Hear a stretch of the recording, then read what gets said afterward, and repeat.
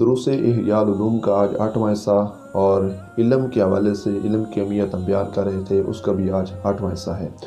امام غزالی رحمۃ اللہ تعالی علیہ نے اپنی کتاب احیاء العلوم کے اندر علوم کی 2 قسمیں مراد لی ہیں، ایک علوم شرعیہ، ایک علوم غیر شرعیہ مراد لی ہیں۔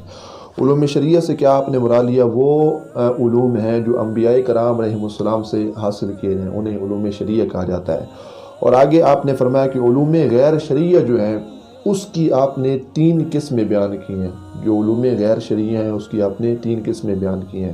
پہلی قسم علوم غیر شرعیہ میں سے پہلے وہ علوم ہیں جو قابل تعریف ہوں، جن کی تعریف کی جائے، جو تعریف کے قابل ہوں۔ اور آپ نے کہا کہ دوسرے نمبر پہ وہ علوم ہیں جو قابل مذمت ہوں، علوم ایسے ہوں کہ جن کی مذمت بیان کی جائے۔ اور تیسری قسم جو آپ نے بیان کی وہ یہ ہے کہ وہ علوم جو محض مباح کے درجہ کے اندر ہوں۔ بس یہ آپ نے 3 قسمیں علوم غیر شرعیہ کی بیان کی ہیں۔ قابل تعریف علوم کون سے ہیں، اس سے آپ نے کیا مراد لیا؟ امام غزالی رحمۃ اللہ تعالی علیہ آپ فرماتے ہیں جیسے کہ طب ڈاکٹری کا ایک شعبہ ہے، تو کہتے ہیں کہ یہ علوم ایسے ہیں جو قابل تعریف ہیں۔ طب کے حوالے سے ڈاکٹری کا جو شعبہ ہے، تو اس حوالے سے انسانی جسامت کا تحفظ کے لحاظ سے یہ جو علوم ہیں، جتنے بھی ڈاکٹرز کورس وغیرہ ہیں، جن علوم کی وجہ سے ہمارا جسم صحت کے معاملے کے لحاظ سے ہو، وہ علوم جو ہیں وہ قابل تعریف ہیں۔ پھر دوسرا آپ نے ارشاد کیا فرمایا کہ آپ فرماتے ہیں پھر ان علوم کی 2 قسمیں ہیں، وہ علوم جو قابل تعریف ہوں، اس کی آپ نے 2 قسمیں بیان کی۔ امام غزالی رحمۃ اللہ تعالی نے فرمایا ایک وہ جن کا حصول فرض کفایہ ہے، مطلب کوئی چند حضرات بھی اس کو حاصل کر لیں، کوئی ایک بھی اس کو حاصل کر لے تو باقی پر کوئی حرج لازم نہیں آئے گا۔ اور آپ فرماتے ہیں کہ اور کچھ وہ ہیں جن کا حاصل کرنا محض فضیلت ہے لیکن وہ فرض نہیں ہے، جن کا حاصل کرنا فقط کیا ہے، فضیلت تو ہوگی لیکن ان کا حاصل کرنا وہ فرض نہیں بنے گا۔ آپ نے فرمایا کہ ہر وہ علم جو فرض کفایہ کے درجہ کے اندر ہے، آپ نے فرمایا اس کی مثال جیسا کہ طب یہ بدن کا تحفظ ہے، اس کے اندر بدن کی سلامتی ہے، تو آپ کہتے ہیں یہ وہ علم ہے جو فرض کفایہ انسان پہ۔ اور آپ نے فرمایا کہ جس طرح حساب کا معاملہ، وراثت کے معاملے کے اندر جو حساب کتاب ہوتا ہے، یہ وہ علم ہے جو فرض کفایہ ہے۔ اور آپ نے آگے کیا ارشاد فرمایا؟ فرمایا کہ ان علوم کو اگر شہر میں کوئی ایک بندہ بھی جاننے والا نہ ہو تو تمام شہر کے جو لوگ ہوں گے بسنے والے ان پہ حرج لازم آئے گا، لیکن اگر بستی و شہر میں سے کوئی ایک بندہ بھی ان علوم کو حاصل کر لے تو پھر باقی جتنے بھی حضرات ہوں گے ان پہ کوئی حرج لازم نہیں آئے گا۔ یہ آپ نے پہلی جو قسم بیان کی ہے علوم کے حوالے سے، یہ وہ قسم تھی۔ دوسری قسم وہ تھی کہ جو علوم محض فضیلت کا باعث ہوں، جس کے اندر فرضی معنی نہیں پایا جاتا، فقط وہ کیا تھے، مباح تھے، فضیلت کے باعث تھے، فرض نہیں ہے۔ اور تیسری قسم جو امام غزالی رحمۃ اللہ تعالی علیہ نے بیان کی وہ کیا ہے؟ فرمایا کہ وہ علوم جن کا انسان کے لیے حاصل کرنا قابل مذمت ہو، جن کا انسان کے لیے حاصل کرنا کیا ہو، قابل مذمت ہو، جیسا کہ آپ نے مثال دی، جیسا کہ جادو کا علم۔ اب یہ وہ علم ہے جادو کا علم حاصل کرنا کہ اس علم کے ذریعے باقی جتنے بھی حضرات ہیں وہ اس علم کی مذمت کو بیان کریں گے۔ اس علم کا سیکھنا کوئی ثواب نہیں ہے، مباح نہیں ہے، ضروری نہیں ہے، بلکہ یہ قابل مذمت علم ہے۔ اچھا، بعض جو جاہل قسم کے لوگ ہوتے ہیں وہ جادو اور ولایت کو ایک ہی درجہ کے اندر رکھتے ہیں، حالانکہ یہ صرف ان کی جہالت ہے۔ جادو اور ولایت کے اندر اتنا فرق ہے، شاید اتنا فرق زمین و آسمان کا بھی نہ ہو جتنا فرق جادو اور ولایت کے اندر ہے۔ اس کی مین وجہ کیا ہے، اتنا فرق کیوں ہے؟ کہتے ہیں اس واسطے کہ جادو جو ہے یہ خبیث چیز ہے، یہ خبیث اور گندی پلید چیز کا تقاضا کرتا ہے، جبکہ جو کرامت ہوتی ہے وہ نفس کریمہ ہے، وہ تو ایمان کی علامت ہے۔ تو جادو اور کرامت کے اندر بہت بڑا فرق ہے۔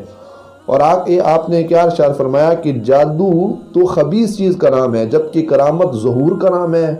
کرامت جو ہے وہ کیا ہے، باطن کی صفائی کی وجہ سے ہوتا ہے، باطن کی صفائی کا نام کیا ہے، وہ کرامت ہوتا ہے۔ اور آگے آپ نے فرمایا کہ جو کرامت ہوتی ہے وہ انسان کی طبیعت پر اللہ رب العزت کے انوار و تجلیات کی بارش کا نزول ہوتا ہے، جس کی وجہ سے کرامت جو ہے وہ ظہور ہوتی ہے۔ اور آگے آپ نے کیا ارشاد فرمایا کہ جادو جو ہوتا ہے وہ سیکھنے سکھانے سے آتا ہے، اور جادو کا کوئی سکھانے والا ہوتا ہے، جبکہ کرامت کے اندر کیا لیس فی الکرامت کذالک، کرامت کے اندر ایسا ہرگز نہیں ہوتا۔ اور آپ نے فرمایا کہ ولایت کے لحاظ سے تو اس میں بھی علم ہے، کرامت کے اندر بھی، لیکن کرامت کے ظہور اور صدور کے لحاظ میں اس کا جو طریقہ کار ہے وہ اس سے تھوڑا مختلف ہے۔ وہ کیسے کہ کرامت کے ظاہر کرنے کا طریقہ یہ ہے کہ جو پڑھا جائے پڑھایا جائے، کرامت کا ظہور اللہ کی قدرت کی وجہ سے ہوتا ہے، جبکہ جادو جو ہے وہ سیکھنے سکھانے کے لحاظ سے ہوتا ہے۔ آگے کیا فرمایا کہ جادو کی جو پاور اور طاقت ہوتی ہے وہ ہر وقت نہیں ہوتی، مخصوص وقت ہوگا، مخصوص مقام ہوگا، اور مخصوص کیا ہے جی صورتوں کے اندر جادو جو ہے وہ ظاہر ہوگا، جادو اثر کرے گا۔ جبکہ کرامت جو ہوتی ہے، کرامت کے لحاظ سے کسی مکان اور کسی وقت کا جو ہے وہ متعین نہیں ہوتا، معین نہیں ہوتا۔ کرامت جو ہے یہ اللہ کی طرف سے ہوتی ہے، اللہ رب العزت کے انوار و تجلیات جب انسان کے سینے کے اوپر، انسان کے اوپر پڑتے ہیں تو کرامت کا ظہور ہوتا ہے۔ آگے آپ کیا کہتے ہیں؟ جادو ایک نجاست ہے، پلید چیز ہے، اور آپ فرماتے ہیں کہ جب تک گند انسان کے اندر نہیں ہوگا اس وقت جادو جو ہے وہ اثر نہیں کرے گا۔ آگے کیا فرمایا؟ کرامت اور ولایت ایک مظہر ہے، ایک منظر ہے، اس میں انسان کے باطن میں جتنی صفائی ہوگی اس قدر وہ اللہ رب العزت جل جلالہ کی بارگاہ میں پرہیزگاری کے معاملے کے اندر اس کا مقام بڑھتا چلا جائے گا، اور اس کے نفس کو اطمینان حاصل ہوگا۔ اس قدر سے کرامت کا ظہور بوقت ضرورت ہو سکتا ہے، جب ضرورت پڑے گی کرامت کا ظہور ہوتا رہے گا۔ لیکن آپ نے فرمایا ولایت کے اندر جو ہے یہ شرط نہیں ہے کرامت کا ظہور ہونا، بلکہ ولایت کس چیز کا نام ہے؟ سب سے جو بڑی کرامت ہے ولایت کے لحاظ سے وہ ہے دین پر استقامت کرنا، دین کے راستوں کے اوپر استقامت اختیار کرنا، یہ اس کے اندر ضروری ہے۔ وگرنہ ولایت کے اندر کرامت کے ظہور کی کوئی شرط نہیں ہے کہ جس ولی سے کرامت کا ظہور ہوگا وہی ولی ہوگا، ایسا ہرگز نہیں ہے۔ ہاں دین پر جو استقامت ہے یہ نہایت ہی کیا ہے ضروری ہے۔ آگے جی کیا ہے؟ جادو کا کہتے ہیں جو مدار ہوتا ہے نا، جادو جو اس کی جو بنیاد ہوتی ہے وہ فسق و فجور اور کفر ہے۔ کہتے ہیں جس قدر بندہ اللہ کا بڑا دشمن ہوگا، رسول اللہ صلی اللہ علیہ وسلم کا بڑا دشمن ہوگا، جس انداز کے ساتھ وہ نافرمانی کے اڈے پہ جائے گا اور نافرمانی کا مرکز بڑھتا چلا جائے گا، اسی انداز میں جادو کا اثر بڑھتا چلا جائے گا۔ تو یہ انسان کے اپنے گناہ پہ ہے، اللہ رسول کی دشمنی پر منحصر ہے۔ جس قدر ہم نے دشمنی رب رسول سے زیادہ ڈالی، قرآن سے، ایمان سے دشمنی ہم نے ڈالی، ہمارا جادو زیادہ کیا کرے گا؟ اثر کرے گا۔ اور آپ کہتے ہیں جبکہ کرامت کے اندر ایسا معاملہ ہرگز نہیں ہوتا۔ آپ فرماتے ہیں کہ نبی پاک صلی اللہ تعالی علیہ وآلہ وبارک وسلم نے ارشاد فرمایا ہے کہ 7 چیزیں ایسی ہیں کہ سرکار نے فرمایا یہ گناہ کبیرہ ہیں۔ حضور علیہ السلام نے اپنی امت کو ان سے بچنے کی تلقین کی ہے۔ پہلی چیز سرکار نے فرمایا اللہ کی ذات کے ساتھ شرک کرنا، حضور علیہ السلام نے اس سے ہمیں منع کیا ہے، اور یہ وہ چیزیں ہیں جو انسان کو ہلاکت کے اندر ڈال دیتی ہیں۔ دوسری، نبی پاک علیہ السلام نے جادو سے منع کیا ہے، میری امت میں سے کوئی بندہ یہ کام نہ کرے، یہ انسان کو ہلاکت میں ڈالے گی، یہ گناہ کبیرہ ہے، اس سے بچنا لازم ہے، نہیں تو انسان کا جو ایمان ہے وہ برباد ہو جائے گا۔ آگے کیا فرمایا حضور علیہ السلام نے؟ قتل النفس، کسی نفس کو، کسی جان کو قتل کرنا، یہ بہت بڑا کبیرہ گناہ ہے، اس سے بچنا ہوگا ورنہ ہم ہلاک ہو جائیں گے۔ اکل مال یتیم، یتیم کے مال کو کھانا، یہ بہت بڑا گناہ ہے، گناہ کبیرہ ہے، اس سے بھی بچنا ضروری ہے۔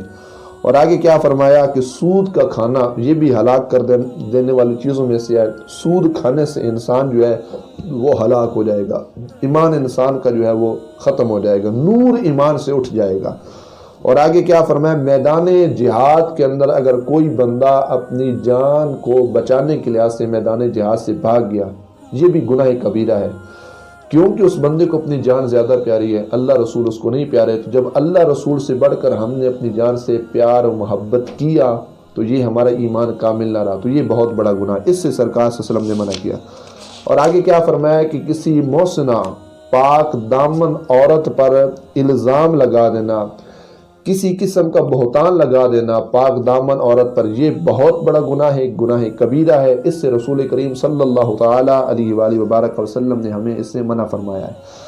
آگے نبی پاک صلی اللہ تعالیٰ علیہ وآلہ وبارک وسلم نے ارشاد فرمایا اس بندے کا میں محمد سے کوئی تعلق نہیں جو نجومیوں کے پاس جائے، جو اپنی فالیں نکلوائے، اور سرکار نے فرمایا جو جادوگروں کے پاس جائے، جادوگروں کی محفل میں بیٹھے، ان سے اپنے مسائل پوچھے، پھر اس کی تصدیق بھی کرے، حضور کہتے ہیں ایسے بندے کا مجھ سے کوئی تعلق نہیں ہے۔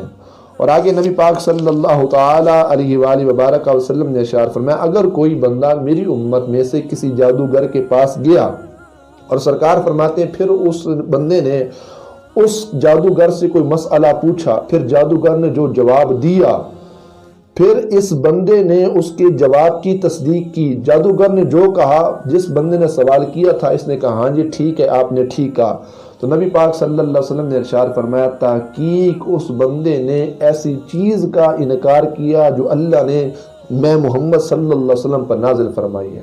مطلب اس بندے نے قرآن کریم کا انکار کیا، اس بندے نے دین کا، اسلام کا مذاق ٹھٹھا بنایا، دین اسلام کا انکار کیا اس بندے نے۔